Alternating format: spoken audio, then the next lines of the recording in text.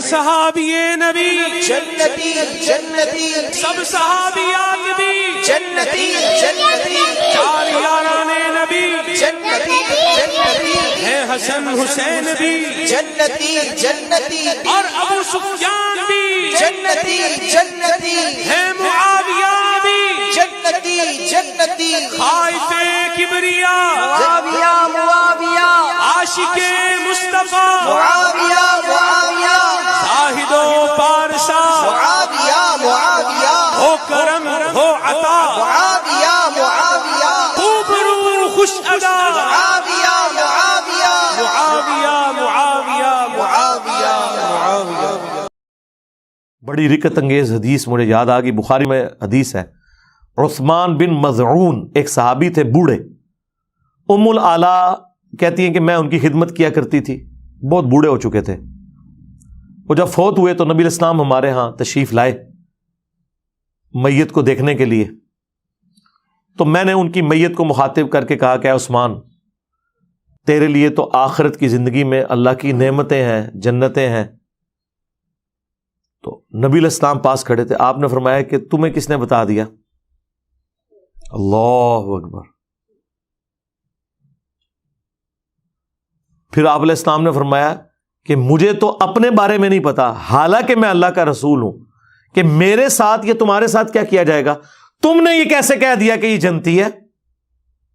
اب کتنے خطرناک الفاظ ہیں یہ، حالانکہ نبی علیہ السلام تو قطعی جنتی ہیں، لیکن آپ نے امت کی تعلیم کے لیے فرمایا، اور یہ الفاظ قرآن میں بھی ہیں، سورۃ الاحقاف میں پارہ نمبر 26 کے پہلے صفحے پر، اے نبی تم فرماؤ میں کوئی نیا رسول نہیں ہوں، مجھ سے پہلے بھی رسول گزرے ہیں، اور مجھے تو خود نہیں پتا کہ خود میرے ساتھ اور تمہارے ساتھ کیا ہونے والا ہے، میں تو اللہ کی وحی کا پابند ہوں۔ ام العلا کہتی ہیں جیسے ہی میں نے حضور سے یہ بات جب سنی نا، میں کہتا ہوں کہ اس تکلیف کا آپ اندازہ کر سکتے ہیں کہ وہ تو کتنے جذبے اور شوق میں نعرہ لگا رہی تھیں کہ ہر صحابی نبی جنتی جنتی۔ ہاں، ہر صحابی نبی جنتی جنتی، سب صحابیات بھی جنتی جنتی، چار یاران نبی جنتی جنتی، ہے حسن حسین بھی جنتی جنتی، اور ابو سفیان بھی جنتی جنتی، ہے معاویہ بھی جنتی جنتی، خائف کبریا معاویہ معاویہ، عاشق مصطفیٰ معاویہ معاویہ، زاہد و پارسا معاویہ معاویہ، ہو کرم ہو عطا معاویہ معاویہ، خوب رو خوش ادا معاویہ معاویہ، معاویہ معاویہ معاویہ معاویہ۔ اور حضور کہہ رہے ہیں کہ تمہیں کس نے بتا دیا؟ حالانکہ میں اللہ کا رسول ہوں، مجھے تو اپنے بارے میں اور تمہارے بارے میں بھی نہیں پتا۔ ام العلا کے الفاظ ہیں، اللہ کی قسم اس کے بعد میں نے کبھی کسی کے لیے نہیں کہا کہ یہ جنتی ہے، اللہ جانے اس بندے کا معاملہ جانے۔ پھر کہتی ہیں کچھ دن بعد مجھے خواب میں نا ایک پانی کا چشمہ دکھایا گیا، بڑا خوبصورت، حضرت عثمان بن مظعون، میں نے حضور سے اس خواب کا ذکر کیا تو آپ نے فرمایا ہاں یہ عثمان کا عمل ہے۔ پھر حضور نے کنفرم کیا، اور وہ بھی حضور نے کر دیا، کوئی اور نہیں کر سکتا تھا، ورنہ تو وہ خود ہی کر لیتی نا۔ اس سے بڑھ کر بخاری مسلم دونوں میں حدیث ہے، نبی علیہ السلام کا ایک صحابی جو آپ علیہ السلام کو وضو کروایا کرتا تھا، سفر و حضر میں سواری کا کجاوا کستا تھا، خیبر کے موقع پر اسے ایک نامعلوم تیر لگا اور وہ شہید ہو گیا، اور جتنے صحابہ تھے انہوں نے نعرہ لگایا ہر صحابی نبی جنتی جنتی، ہر صحابی نبی جنتی جنتی۔ تو یہ تو سب سے بڑا صحابی ہے کہ حضور کا خدمت گزار ہے، انہوں نے کہا یہ تو جنتی ہے۔ نبی علیہ السلام فرمایا کہ تم اسے جنت کی بات بتا رہے ہو، حالانکہ مجھے اللہ نے دکھایا ہے کہ اس نے خیبر کے موقع پر مال غنیمت کی ایک چادر چوری کی تھی، ایک چادر صرف، جو آگ کی بنا کے اس کے اوپر ڈال دی گئی ہے۔ اللہ نے اس چیز کا بھی لحاظ نہیں کیا کہ حضور کا خدمت گزار ہے، صحابی ہے، اور بعد میں لوگوں نے نعرے لگانے ہیں ہر صحابی نبی جنتی جنتی۔ یہ مقصد کوئی کسی صحابی کی توہین کرنا نہیں ہے، مقصد آپ کو عقیدہ بتانا ہے۔ اس اعتبار سے تو ہر کلمہ کو بھی جنتی ہے جو کلمہ پڑھنے والا ہے. ہر مسلمان نے جنت میں جانا ہے کہ نہیں جانا؟ اسی امید میں ہے نا انشاءاللہ. تو بخاری مسلم کے الفاظ ہیں. اس کا نام تھا مدعم اس صحابی کا. صحابہ کرام اپنے گھروں میں گئے, اگر کسی نے ایک رسی بھی اٹھائی تھی نا, یہ سمجھ کے مال غنیمت کی کہ خیر ہے اس کی تو اتنی ورت نہیں, میں گھر لے جاؤں, وہ بھی آ کے جمع کروائی مال غنیمت میں, کیونکہ مال غنیمت کو تقسیم کرنا ہے حکمران وقت نے. اس وقت رسول اللہ تھے صلی اللہ علیہ وسلم.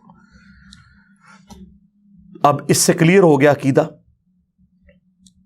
پھر جو بخاری مسلم میں وہ مشہور حدیث ہے کہ ایک حبشی عورت تھی جو مسجد نبوی کی صفائی کیا کرتی تھی. چند دن تک وہ نظر نہ آئی تو نبی الاسلام نے کہا وہ عورت کدھر گئی؟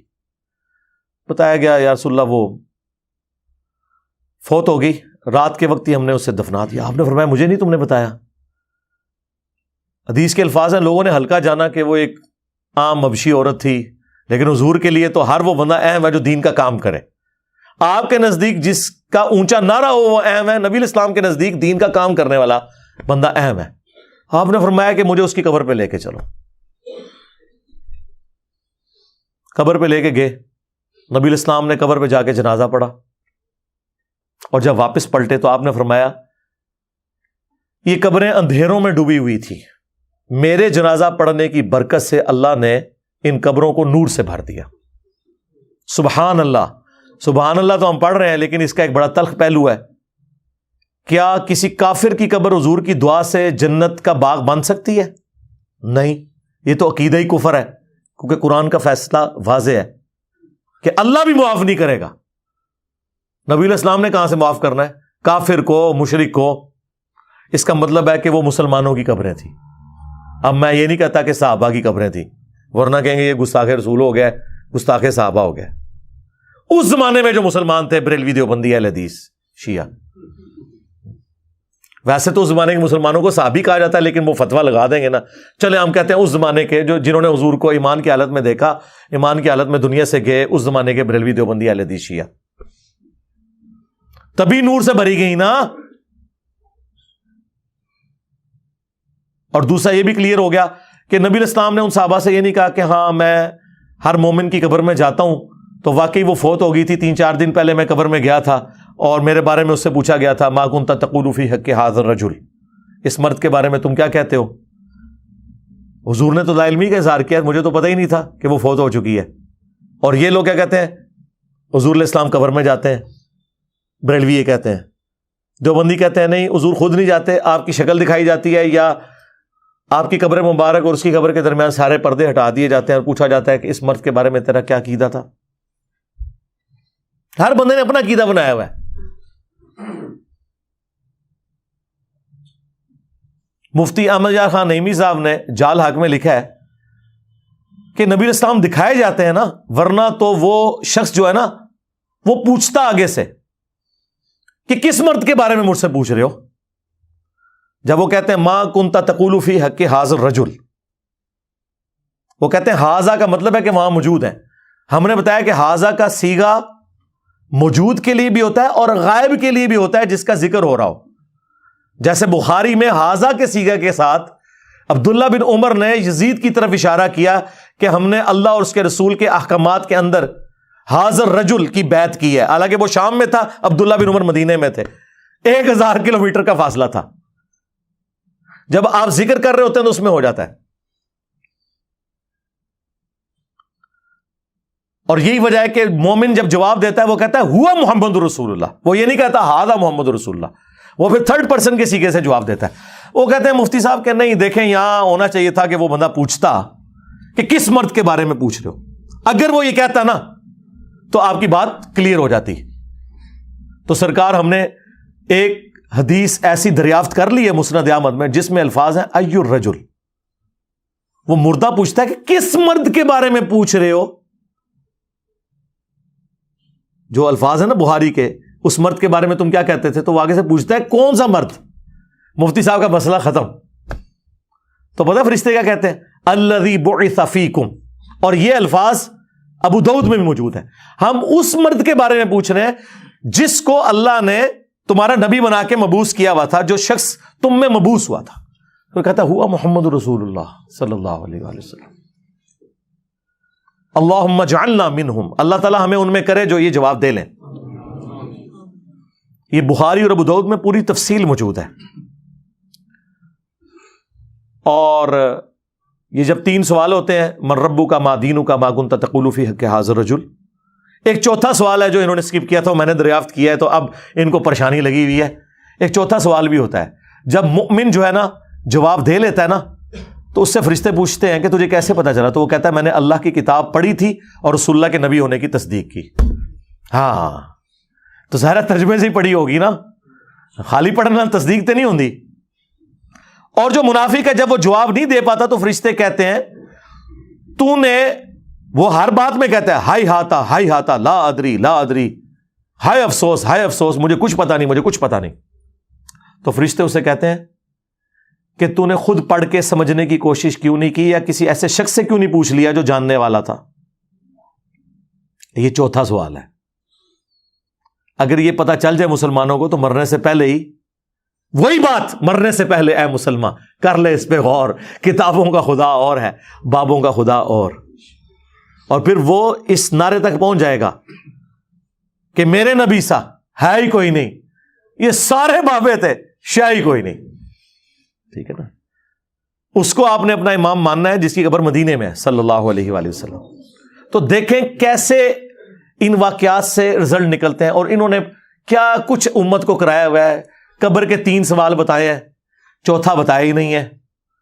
اور پھر انہوں نے یہ بھی نہیں بتایا کہ بھائی رسول اللہ کے ساتھ رشتہ داری نہیں کسی کی کام آنی جب تک کہ اعمال صحیح نہیں ہوں گے, ورنہ تو ہم نے یہ بتا دیا, یہ بھی تو صحابی تھا نا. یاد رکھیے گا کہ جو اپنی وفات تک ایمان پر قائم رہا وہ صحابی ہے, اگر وہ ایمان پہ قائم نہیں رہا تو وہ صحابی نہیں ہے, اگرچہ حضور کی زندگی میں وہ صحابی ہو. یہ منکرین زکات جو ہیں یہ رسول اللہ نے ان کو صحابی ہونے کی حالت میں چھوڑا ہے دنیا میں.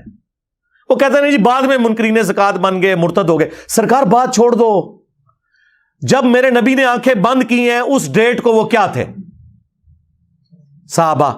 حضور کو تو نہیں نہ پتا کہ میرے بعد کام ڈال دیا انہوں نے. کلیئر ہو گیا. اب حضور کی وفات کے بعد وہ کام ڈال دیں. نبی علیہ السلام نے انہیں آخری وقت کیا دیکھا ہے, صحابی. یہی وجہ ہے کہ بخاری مسلم میں موجود ہے میرے حوض کوثر پر میرے اصحاب میں سے لوگوں کو لایا جائے گا, اور میں کہوں گا اصحابی اصحابی.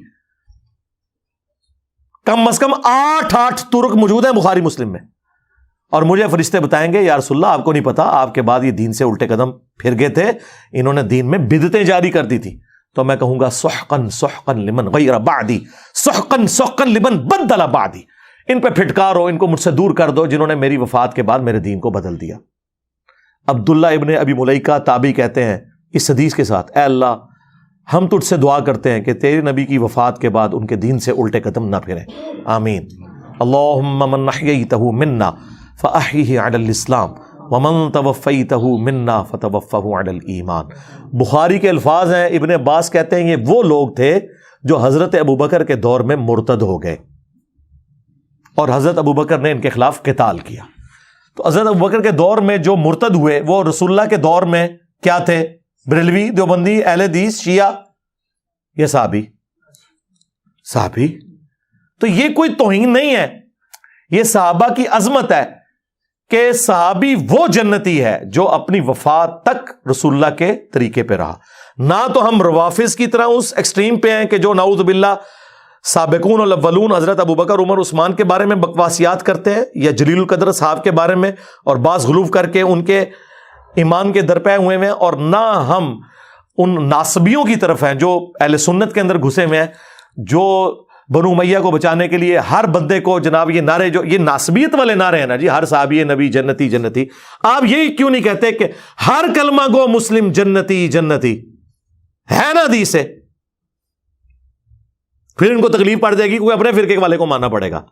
تو آپ کہہ دو ہر بریلوی جنتی, ہر دیوبندی والے دیوبندی, ہر دیوبندی جنتی, ہر وہابی جنتی. اور اللہ کے بندوں جنت دوزخ کے فیصلے کوئی یہاں بیٹھ کے کر سکتا ہے؟ بخاری مسلم دونوں میں حدیث ہے، نبی علیہ السلام ایک جگہ سے گزر رہے تھے، آپ رک گئے، اور مسلم میں ایک حدیث میں الفاظ ہیں کہ آپ کا خچر بدک گیا، تو نبی علیہ السلام رک گئے، آپ نے فرمایا ان قبر والوں کو عذاب ہو رہا ہے، پھر آپ نے ایک ٹہنی توڑ کے اس کے 2 حصے کر کے قبر پہ لگائے، فرمایا جب تک ہری رہیں گی تو ان کے عذاب میں تخفیف ہوگی۔ حضور کی دعا کی برکت، آپ کے مبارک ہاتھوں کی برکت، صحابہ کو نہیں پتا چلا عذاب ہو رہا ہے۔ اور دوسری بات، نبی علیہ السلام نے فرمایا کہ ایک پیشاب کے چھینٹوں سے نہیں بچتا تھا اور ایک چغلی کھایا کرتا تھا۔ اس کا مطلب یہ ہے کہ وہ کافر نہیں تھے، ورنہ حضور بڑی بیماری کا ذکر کرتے نا، حضور سیدھا کہتے یہ کافر تھے، اور ظاہر کافر کو نفع بھی نہیں پہنچنا تھا نا، یعنی ہے مسلمان کی قبریں تھی اس زمانے کے جو بریلوی دیوبندی اہل حدیث فوت ہو گئے، کیونکہ پھر تو یہ کہیں گے ہم تو کہتے ہیں ہر صحابی نبی جنتی جنتی، یہ اور طرف چل پڑیں گے۔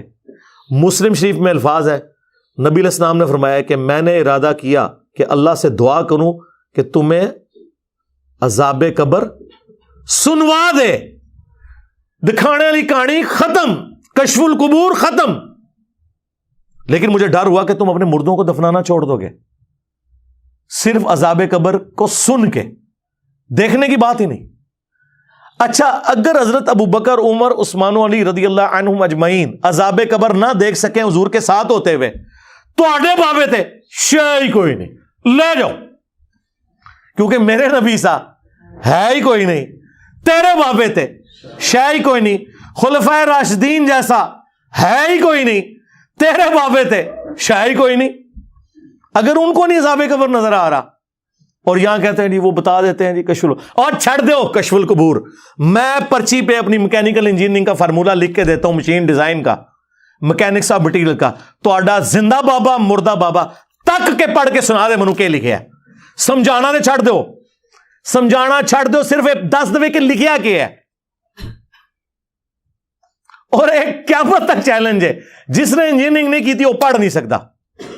یہ کہتے ہیں نا بابوں کے پاس علم لدنی ہے، روحانی علم ہوتا ہے، سرکار اللہ نو تے آندھی ہے نا میکینیکل انجینئرنگ، تو سارے بابیاں دی عزت ویسے سٹیک تے لگی ہے، تواڈے بابے کس دن کام آنے باہر نکلن، چلو جڑے باہر نے وہ کٹھے ہو کے پڑھ کے دس دن، منو جھوٹا کر دیں، دل چھوڑ دیں۔ میں تو کہتا ہوں سامنے پڑھیں، ویسے تو میرا یقین ہے کہ اکثر بابے اگر میں انہیں کہوں نا قرآن تجوید سے پڑھیں، وہ بھی نہیں پڑھ سکتے، دیکھ کے بھی سنت اذکار دیکھ کے تجوید سے پڑھ کے بتا دیں، اکثر نہیں پڑھ سکتے۔ اس کا چیک یہ ہوگا کہ جب بریلویوں کا بابا آئے گا ہم دیوبندی کاری بٹھا لیں گے، وہ پہلے عرفتی غلطی کر لوے گا، اور دیوبندیوں کا بابا آئے گا ہم بریلوی کاری بٹھا لیں گے۔ ساڈے کول تے مسئلہ سیدھا سیدھا ہے کہ اسی تے کر سکنے ہیں۔ تو یہ سارے ان لوگوں کے ڈھکوسلے ہیں، انہیں پتہ ہی نہیں بھائی کتابوں کا دین اور ہے۔ مرنے سے پہلے اے مسلمان کر لے اس پہ غور، کتابوں کا خدا اور ہے، بابوں کا خدا اور، کتابوں کا دین اور ہے، بابوں کا دین اور، کتابوں کا پیمبر اور ہے، بابوں کا پیمبر اور۔ اگرچہ وہ بابے بھی اسی پیمبر، اسی دین، اسی خدا کو مانتے ہیں، لیکن ان کوالٹیز کے ساتھ نہیں مانتے جو آسمان سے نازل ہوئی ہیں، بلکہ ان کوالٹیز کے ساتھ جو ان کے بزرگوں نے کلیم کی ہوئی ہیں۔ تو اس طرف واپس ہے جو میں نے کہا، نبی علیہ السلام نے کہا میرے حوض کوثر پہ لوگ لائے جائیں گے، ٹھیک ہے۔ بخاری مسلم میں باقاعدہ حدیث موجود ہے کہ عرب کے قبائل مرتد ہو گئے حضرت ابوبکر کے دور میں۔ تو مرتد کون ہوتا ہے؟ جو پہلے مسلمان ہو۔ المستدرک للحاکم میں، سنن دارمی میں موجود ہے، نبی علیہ السلام نے آیت تلاوت کی، اذا جاء نصر اللہ والفتح ورأیت الناس يدخلون فی دین اللہ افواجا، کہ اللہ کی مدد آ پہنچی اور تم دیکھ رہے ہو کہ لوگ گروہ در گروہ دین میں داخل ہو رہے ہیں۔ نبی علیہ السلام نے یہ آیت تلاوت کر کے کہا کہ ان قریب میری وفات کے بعد لوگ گروہ در گروہ دین سے نکل بھی جائیں گے، اور یہی ہوا۔ کئی لوگوں کا کنوکشن والا ایمان نہیں تھا، انہوں نے رسول اللہ کو قریش کے ایک سردار کے طور پر ایک واریر کا غلبہ مان لیا عرب کی سرزمین پہ، اور ان کی بیعت کر لی۔ پیغمبر ان کو اس لیے ماننا پڑا کہ نبی علیہ السلام پیغمبر بھی تھے، ادروائز ان کا پیغمبر ماننا کنوکشن والا نہیں تھا۔ اسی لیے قرآن میں یہ آیت نازل ہوئی کہ اعرابی لوگ کہتے ہیں کہ ہم ایمان لے کر آئے، قالت الاعراب آمنا، اے نبی ان سے فرماؤ تم ایمان نہیں لائے بلکہ تم کہو ہم اسلام لے کے آئے ہیں، ایمان تو تمہارے دلوں میں بھی داخل ہی نہیں ہوا۔ سرکار اگر حضور پہ ڈائریکٹ کوئی اسلام لے کر آئے تو اللہ تعالیٰ انہیں کہہ رہا ہے ایمان ابھی داخل نہیں ہوا، تو آڈے بابے تشائی کوئی نہیں، جب تک کہ وہ قرآن و سنت کے مطابق نہیں چلیں گے. اور یہی وہ لوگ تھے جو بعد میں پھر نبی علیہ السلام کا دین چھوڑ گئے، جن کے خلاف حضرت ابوبکر نے قتال کیا، جو بخاری مسلم میں آتا ہے. اور بخاری مسلم میں انہی لوگوں کے بارے میں ہے کہ حوض کوثر سے انہیں دھتکارا جائے گا اور حضور کہیں گے اصحابی اصحابی، یہ میرے صحابہ ہیں. لیکن فرشتے بتائیں گے آپ کے بعد انہوں نے دین بدل دیا. نبی علیہ السلام انہیں پہچان لیں گے، ظاہر شکلوں سے پہچانتے ہوں گے نا، لیکن یہ نہیں پتا ہوگا کہ بعد میں کیا کیا.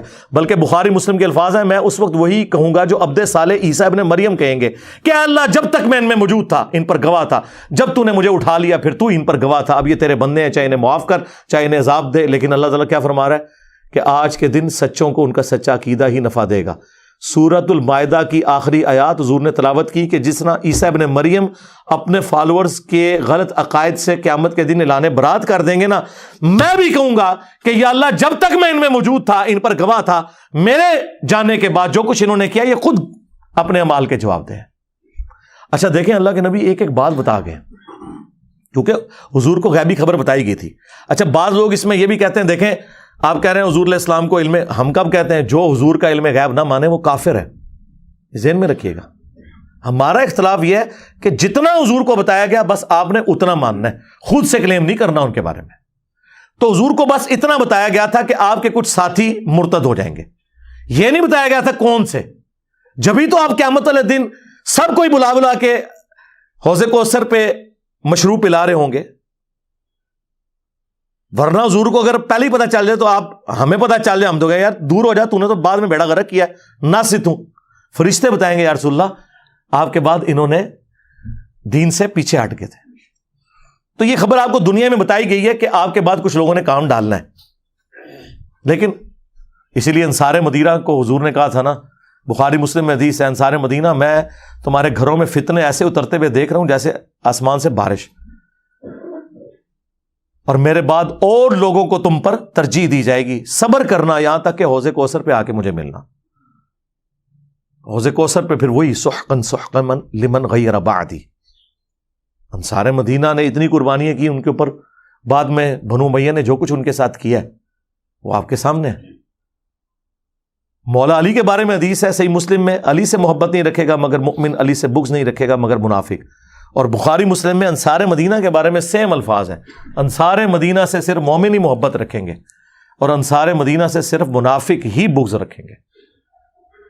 اسلام کے لیے قربانیاں دیں لیکن بعد میں ان کے ساتھ جو کچھ ہوا. تو یہ ایک پورا ایک ٹاپک ہے، اور یہی ٹاپک ہے جو کربلا تک آپ کو الٹیمیٹلی لے جاتا ہے کہ کربلا کیوں ہوئی. کربلا سے زیادہ امپورٹنٹ ہے کربلا کا پس منظر. اس لیے میں نے ریسرچ پیپر لکھا واقعہ کربلا کا حقیقی پس منظر، 72 صحیح الاسناد احادیث کی روشنی میں. 72 کا ٹائٹل شہدائے کربلا کی نسبت سے لیا، حدیثیں اس میں 200 سے زیادہ ہیں، ایک ایک نمبر پہ ایک سے زیادہ طرق ہیں احادیث کے. 33 نمبر پر غدیر خم کی جو حدیث ہے قرآن اور اہل بیت، 8 طرق میں نے اس میں شامل کیے ہیں. خلفائے راشدین کون ہیں اور حضرت عمر فاروق کی شہادت سے لے کے رضی اللہ تعالیٰ عنہ شہادت کربلا تک احادیث میں نے ساری جمع کی ہیں. اکثر بخاری اور مسلم سے ہیں، جو ادر دین بخاری مسلم ہے اس میں نے دور حاضر کے بڑے محدثین کی تحکیم لگائی ہے، شیخ البانی کی، شیخ زبیر علی زئی کی، شیخ شعیب آرناؤت کی، سلیم اسد صاحب کی، اور لوگوں کی.